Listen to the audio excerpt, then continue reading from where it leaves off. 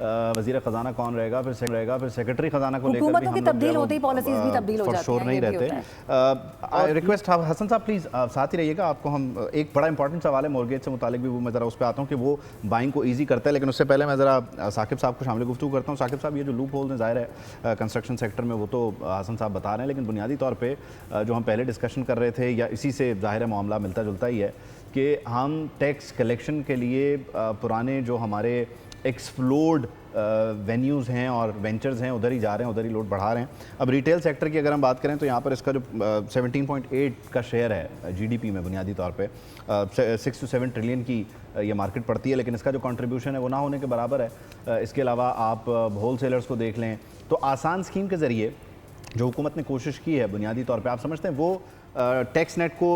बढ़ाने में in the longer run कारामद साबित रहेगी, या ये एक आर्जी रेमेडी है, वही सर्वाइवल वाला मसला है एक साल से दूसरे साल वाला?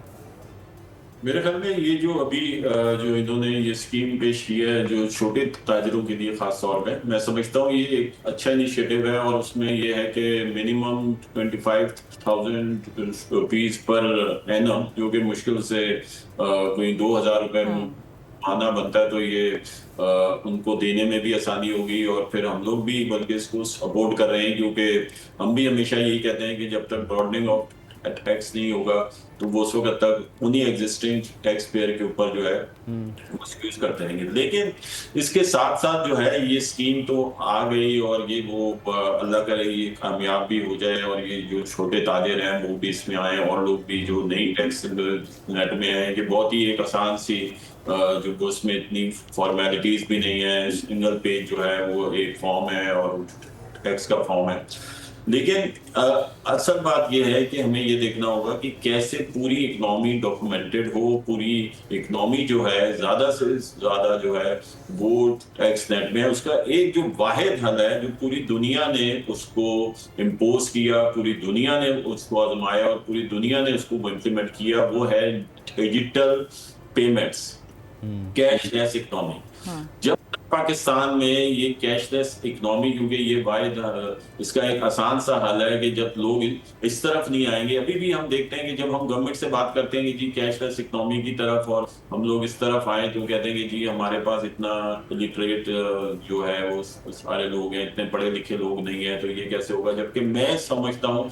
कि हमारा जितना मर्चेंडाइजर हैं उनको इंसेंटिव्स दे दिया जाए, अगर जो कंज्यूमर है उसको ये पता हो। क्योंकि हमने इसको थोड़ा सा कंक्लूड भी करना है साकिब साहब, इसी आपकी नुक्ते में एक नुक्ते का इजाफा करते हुए आप उसका जवाब भी दे दें फिर, ताकि मुख्तसरन बुनियादी तौर पे जो कैश इकॉनमी है या कैश फ्लोट होता है वो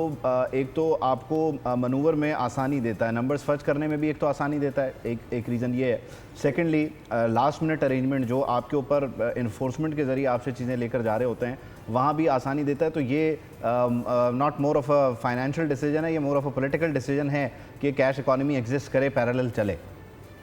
जी यही मैं कह रहा हूँ कि ये एक पॉलिटिकल डिसीजन होगा कि हमें जो है वो उस तरफ आना होगा कि यहाँ पर कि कैश